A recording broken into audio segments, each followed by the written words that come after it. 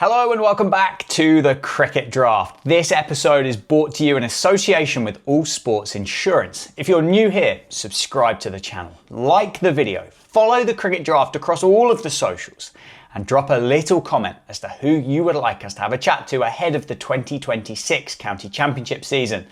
And let's meet today's guest, Gloucestershire's Ollie Price. Well, welcome to the show, Ollie Price. How are you? Good morning. And it's sun shining. It feels like cricket might be starting soon. I know. Yeah. Good morning. Thanks for having me. Yeah, it's bizarre to not see it raining down here in Bristol. It's been pretty non-stop, I guess, everywhere in the country. But yeah, cricket's coming soon for sure. Have you recovered from 2025, playing all 14 games, getting close to that 1,000-run mark, 12 wickets, 18 catches? Cricket Draft fantasy manager's dream player, I would say, looking at those kind of numbers. Yeah, I'd say I've recovered. Feels like a while ago now. I think October definitely was much needed when it came around. But yeah, it was a fun season. It was a busy season. But yeah, looking forward to the next one now for sure. Yeah, absolutely. It's distant memory. But what's your winter been like? Have you been in Bristol the whole way through? Have you managed to get overseas at all? Are you a grade cricketer? Do you dabble in that? Have you dabbled in that? So I have dabbled in that. Not this winter. So last winter I did a season in Perth playing for Melville Cricket Club, which was great fun. Grade cricket is great fun. It's a really good standard, and they certainly take it very seriously. So it's good. It's a great way to spend your winter. I chose to not do that this time. I always wanted to go to Mumbai to train, so I did that before Christmas, which was really cool. And then we're off to Stellenbosch in a couple of weeks. So I've probably been here. I've definitely been here most of the winter. But yeah, a couple of sort of sun hits to get me through will be, yeah, looking forward again to South Africa, that's for sure. That Mumbai trip sounds really interesting. What's the story behind that? Is that something that you just kind of sort out off your own back, and what's the purpose for going there? I mean, clearly India is a mecca for cricket, isn't it? So what's the benefits to that trip to Mumbai? Yeah, I mean, I'll give not that he needs it, but give Sachin Bajaj a plug here, I guess. It's a trip that I guess a lot of cricketers will have done, and I'm sure will do in the future. And sometimes, in the past, our pathway and our pros it's been an organised trip. It wasn't going on this year as an organised one, but you basically I just organised to go out there for a couple of weeks to train. And I guess the appeal is, like you said, it's a bit of a mecca for cricket. So what they have in abundance is facilities and bowlers. And so practice is, it's just fantastic out there. You can go and really, really dive into some good training for a couple of weeks. And obviously, as a batter and a spinner, there's so much knowledge out there to try and get your hands on. So, sort of for me, the purpose was twofold. Was both a batting trip and a spin camp, I guess. And yeah, it was great fun. It was really, really good. The Global Cricket School is the kind of business, I think, that sits behind it. And it was a great trip. It certainly looks like a fascinating place to go, and something that, as you say, kind of spoilt for choice with options when it comes to consuming cricket, I would have thought, in Mumbai. Looking ahead to 2026, Gloucestershire have been busy, I think would be fair to say, in the hypothetical transfer market. Lots of players leaving, some players coming in. What about these new guys that are coming into the dressing room? Craig Miles, Will Williams, Dawid Malan. They're three incredibly experienced county championship cricketers you're adding to the squad. Yeah, completely. And there's so much excitement about that. I mean, it's certainly a slightly new look squad in some ways, just with the amount of turnover we had. But yeah, those three names. That's some incredibly exciting cricketers. There's some incredibly exciting cricketers, and I hope that means we're going to be, a really successful and exciting team to watch next year. I mean, Malan is, Dawid Malan is a name we've grew up watching, and any team with him in it is going to be a better one. And obviously Will Williams and Craig Miles are such experienced campaigners, and should hopefully slot in pretty seamlessly and strengthen our attack. So yeah, it's obviously busy is probably the right word, but I think now the kind of the transfer window, as you put it, has kind of settled down. It's exciting to kind of, look at the squad we've signed really. I think we've signed really smartly there, so it should be exciting. Yeah, a few players leaving, none other than your brother. What does that now? I mean, does that create a bit of friendly sibling rivalry between the two of you now? Are you going to miss sharing a dressing room with your brother down at Bristol? Yeah, I think a bit of all of those things. I'll definitely miss sharing a dressing room with him. It's obviously, he's a year and a half older than me, so I've been through that journey, at the same club, pretty kind of not parallel, but in similar timeline. So, which has been great. Like I loved sharing a dressing room with him, and obviously it'll be nice not having the risk of like a family scrap on the field every now and again. That's something I probably won't miss. The potential of dropping a catch with his bowling was always, that was always one which could create some tension and vice versa. But it also definitely. I mean, I've actually looked ahead of the fixtures. I don't think for the first time ever in my career we're now not playing Sussex this year, which is funny because I feel like I've played them probably more than any other team up there, given that they're South Group and have been in our division had been in our division for a few years. So. Definitely some rivalry. I look forward to that day. Hopefully we can both make a knockout stage and play against each other. But yeah, and he was obviously one amongst a few. Dom Goodman left as well. So that was both of my flatmates last year. So you could well question what I was doing wrong. But yeah, no, it's a bit of both. I'd say rivalry and also definitely miss him and the other guys. So if anybody's watching this and in the Bristol area and needs somewhere to stay, it sounds like, Ollie, you could be looking for a couple of flatmates. Is that right? Yeah, just a roof. Roof would be good. I mean, this does well to mask the fact that just feel free to get in touch. No, I'm joking. Don't do that. Not on the back of the cricket draft anyway. We spoke about 2025. We spoke about it a long way ago now. What were your takeaways from 2025 as a personal cricketer, and then also from a team's perspective? 2025, yeah.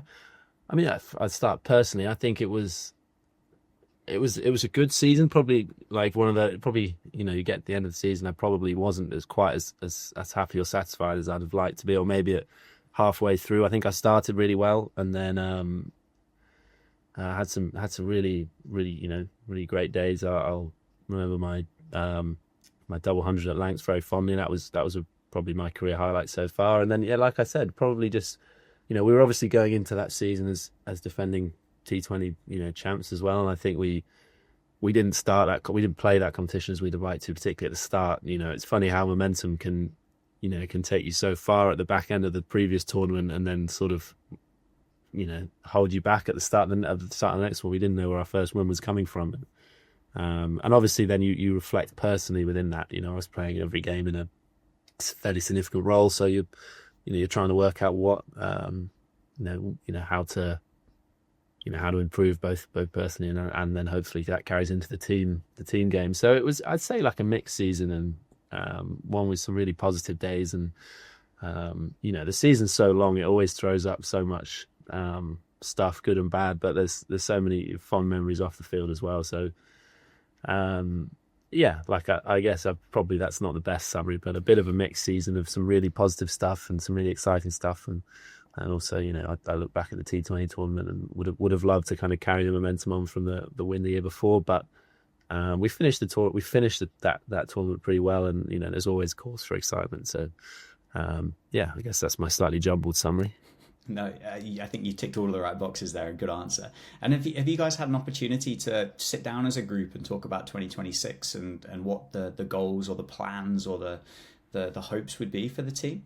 Yeah, I mean, I think we'll probably get that opportunity, as a full group, backroom staff and full player squad in the pre-season time, because the winter's a funny period for cricketers. We spoke about earlier, half the people are globe-trotting, and the previous season is also, such a long period of time that the season ends and quite quickly you transition into a different phase of the year and people are off. But I mean, those conversations are going on all the time. The moment the blast ended, you're already kind of plotting your, personally and as a team, like what you think you need to do differently, or where you think you were short, where you think you were good. So for sure, like, a lot of those conversations, and same with the Rebel, like, we might have had quite a lot of turnover in the the bowling department, but our batting unit will be very similar next year. So those conversations are kind of ongoing the whole time. You've always got half an eye on the next year in the future as soon as the previous one kind of winds down. So yeah, I'd say not formally, but there's definitely a lot of like smaller conversations and excitement going on behind the scenes. This episode of the Cricket Draft is brought to you in association with All Sports Insurance. With the cricket season just around the corner, make sure your club is fully covered for all liabilities, including even some personal insurance for yourself, because you just never know what could happen on a cricket field. Ollie, got some questions for you, some hypotheticals to find out which player you're picking from your dressing room to fully cover you in these scenarios. That was good, wasn't it? You're playing Somerset. It's turning square. Leach and Vaughan, they're bowling in tandem. Which player, which teammate are you sending out to the middle to get through a period of that? It's a good question. I'm probably going to send Miles Hammond out to the middle. He can bat both left and right-handed. His reverse sweep's so good. So he's got the tools to counter that moment, I reckon. So yeah, I'll go with Miles Hammond. Next one, and let's hope this one doesn't happen too often, but you're trying to break a partnership that's got 200 on the board. Who are you chucking the ball to? Who's got the golden arm? Who's the wicket taker? Who's the partnership breaker? Oh, I think it's a no-brainer. You got to throw the ball to Graham Van Buren. Just if anyone's likely to skip one under the bat, he's probably your man. So yeah, I'm going to give it to G to try and break that one up. Looking ahead, we'll keep looking ahead to 2026, and this time we'll try and kind of lean on you for a little bit of insight for our cricket draft players. They're kind of going to be thinking about putting their squads together and what players they're going to be picking, where they need to put their budgets. So let's talk about the Gloucestershire squad, and let's talk about a cricketer that I will leave completely over to you to suggest. But which one of your teammates do you think could go under the radar for fantasy owners in the 2026 season? Who do you think they should be looking at but might not be? I'll go two names spring to mind from the Glos from the Glos squad, if that's the right name too. I'll probably go Joe Phillips. I think he is probably a lesser he came on to he's been in our team now for quite a few years, but he probably had his first extended run in the team last year and did really well. Looked really at home in the first team game and is just a great player, to be honest, and a great guy. And I think he's probably likely to be on the cheaper end just because he's new in his career. But certainly one to watch for hopefully much longer to come. And the other guy I'd throw out there is probably a slightly more established name in the cricket draft sphere, but Ben Charlesworth. I think all format batter. Likely to have another really good season, red and white ball, and also bowls some handy overs and is a bit of a golden arm himself. So I think those two I would say are names that if you haven't considered getting in your team, I'd definitely keep half an eye on that. Yeah, certainly Ben Charlesworth ticks the box of that high match involvement cricketer that so many players are going to be looking for. They're going to try and find that player that's going to do both and just an opportunity to generate as many points as possible. I guess I might ask you a question here that you've already answered, but a bit of a young gun. Are we going to stick with Joe Phillips on the young gun answer? Yeah, go on. It's two for the price of one for sure. He is. We've got some great young players in our changing room. Tommy Borman as well. He played just a couple of games last year, but he's someone to really watch for the future as well. But yeah, let's go Phil. He's definitely still in that young gun category, and he's a beautiful player to watch and had a great year last year. So fingers crossed, we're looking for another one.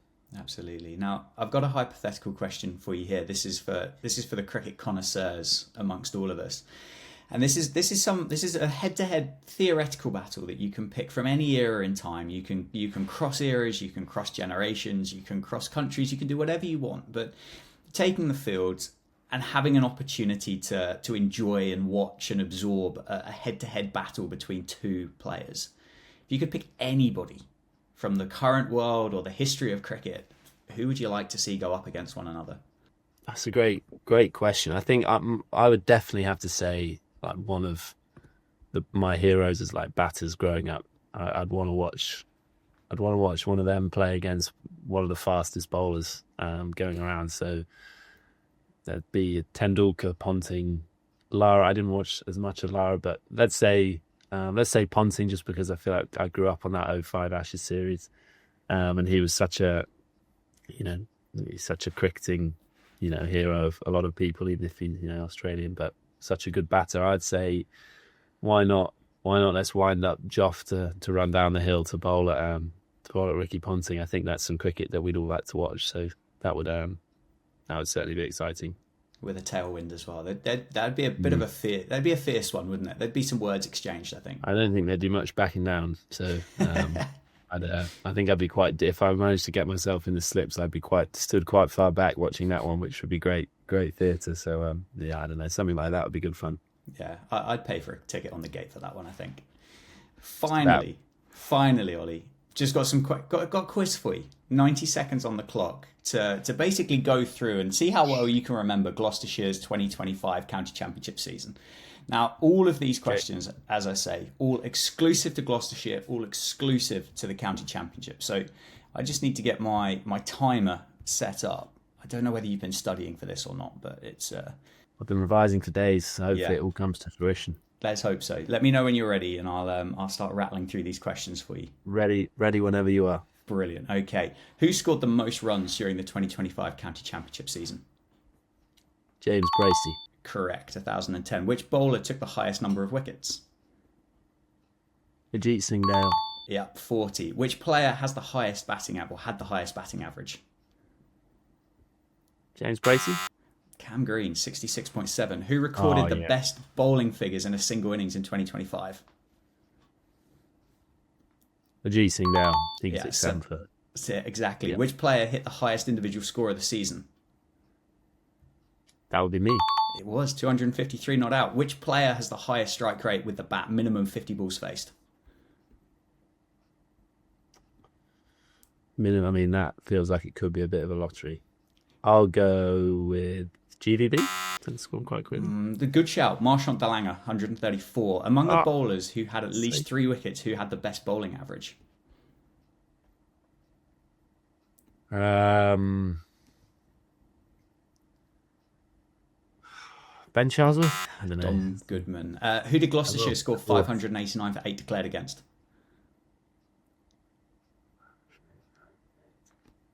Was that Lanks? Correct. Which bowler has the best economy rate with a minimum of 50 overs bowled? Van Buren.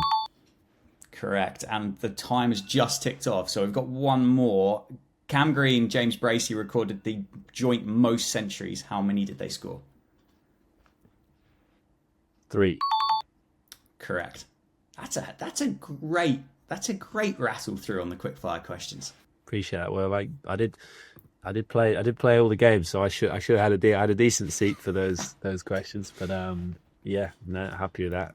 Should have got Dom Goodman as the lowest average. So it took 9 for 6 or something silly against Leicester. So missed that one. Always nice to get your own question right as well, isn't it? Yeah, that was nice just to settle the nerves for sure. Get it through. Right. Ollie, thank you so much for joining us. Everybody at the Cricket Draft, all of the players, I'm sure wish you all the very best for the 2026 season. Very excited for cricket to start now. Can't wait to see you going and have fun over in South Africa and Stellenbosch. I'm very jealous. Oh, thanks very much for having me. Been a great chat. So thank you, and look forward to seeing you at some point in the season. Magic. Well, thank you for watching, folks. If you're not, make sure you are subscribed to the channel. Drop us a comment as well. Let us know who you'd like us to have a chat to next ahead of the 2026 season. Follow the Cricket Draft across all of the socials to stay up to date with everything going on in the world of fantasy cricket. And we'll see you very soon.